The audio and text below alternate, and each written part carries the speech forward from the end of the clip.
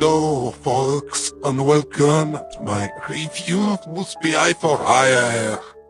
I got inspired to make one after I saw the ITN review.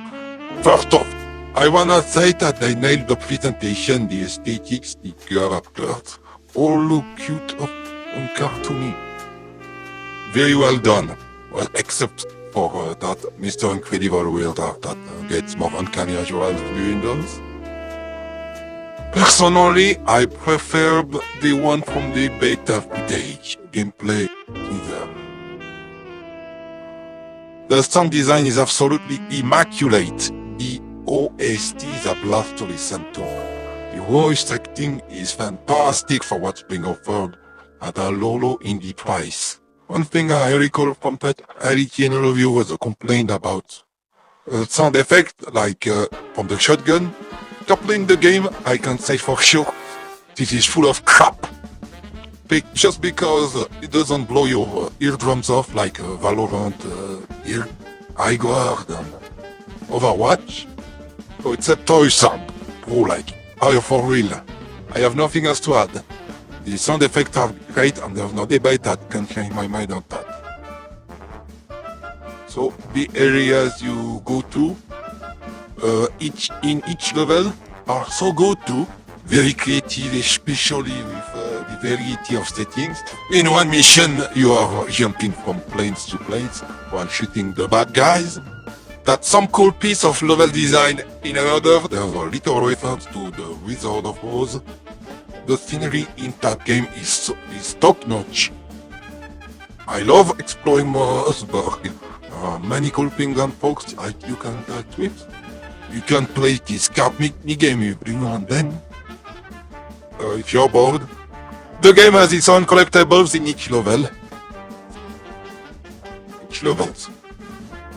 Kind of like a mascot platformer, so if that's something you're into, you may like doing 100% kind of MOUSE P.I. There is a wide range of different things to do that the game won't bore you on that alone. Maybe something else will? Something that I got a mention because the reviewer complained about it to no end, and I can't see it being a deal breaker for some folks. Like, I guess, older Doom fans. Arenas are a staple in modern Doom, especially the Doom game of the same name as the original, but that came out in 2016. Yet that Doom game was mostly arenas from the beginning to the end. If I remember correctly, the original Doom did have trapped rooms that would lock down as soon as I entered them. And I would have to either kill all the enemies or press on a button to get out. But those rooms were completely different from the arenas modern Doom. There was a set number of enemies, no new ones could spawn there. I think in general, classic Doom was a better game for speedrunning than modern Doom. I can't see why some folks had problems with MOUSE P.I. Having them arenas, if they wanted to just skip or past all the enemies instead of engaging them. But it's an option that's gone in modern Doom and it's not available in MOUSE P.I. Personally don't mind them arenas, but again, this was a topic of contention in the IGN article, so we wanted to mention them. They really make the game worse. If you really like classic Doom, what's in first in me? Until you get to the elevator, sure, otherwise they are not a big deal. Something that slightly bothered me, but otherwise I didn't care too much. The story was just rated bad. So if you're a huge story enjoyer, this may not be the game for you. Thankfully, I was most concerned about the gameplay, but it didn't rock my socks as much as I would like to say it did. So then let's go over the most major problems I have with this game.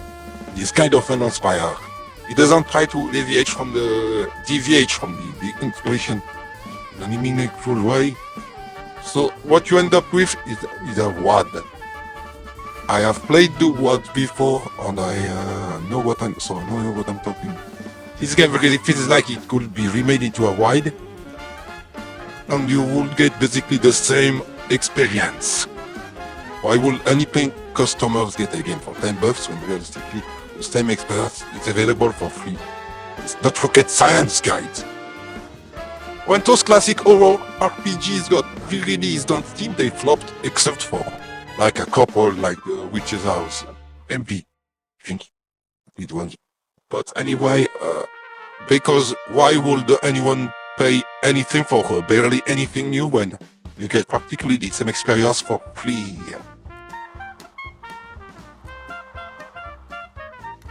What would have elevated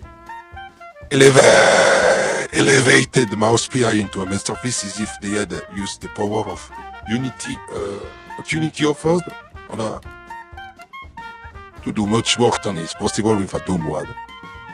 What if it mixed genres? It could have been both a boomer shooter and a Professor Layton clone. What about that? You gotta use your brain to unlock new levels. I think this could have been interesting, especially given how many franchises already do that. Persona 3 the Day and Night cycle. During the day, it's a visual novel, and during the night, it's a JRPG.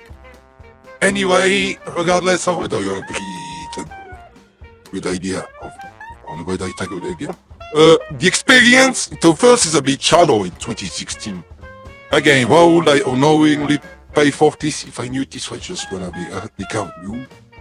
When there are endless Doom WADs out there, I can think hours into instead. Even the weapons are uninspired. They all came straight from an existing boomer shooter, nothing exclusive to MOUSE P.I for IR to my knowledge. That makes me kind of wish you could get like a hookshot, prick the baddies up to you, and then pummel them to death, eh? No, ain't that a cool idea? Or maybe a gel cannon that spit out a goopy substance.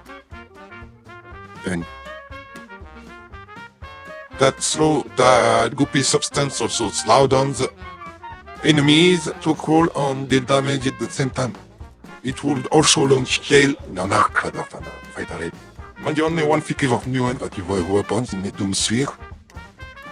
All the good I have to say about it, the level design is conceptually a downgrade from Doom. And most Doom WADs I played in the past. The terrain is often destructible in those games. In MOUSE P.I, everything is made of Minecraft bedrock and Nokia phones. And some of the stuff that can be used to kill buddies, just like the trailer showcase. Things like pianos and dangling crates are just worse than expected. Speaking of those crates, there was one that had a huge area of effect despite its size.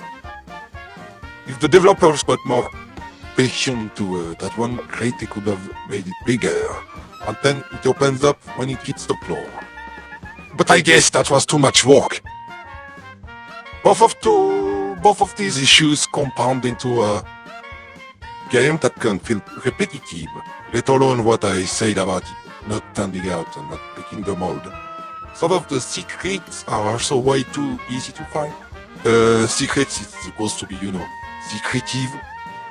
I really wish that instead of hyper-focusing on irrelevant details that idea and reviewer spent all in the idea department, crying about a must game be too cheesy. Haha, got it? It's lame as egg. It's far from the best game of all time, but it was a fun time. I'm just disappointed that gameplay-wise at least it lacks creativity.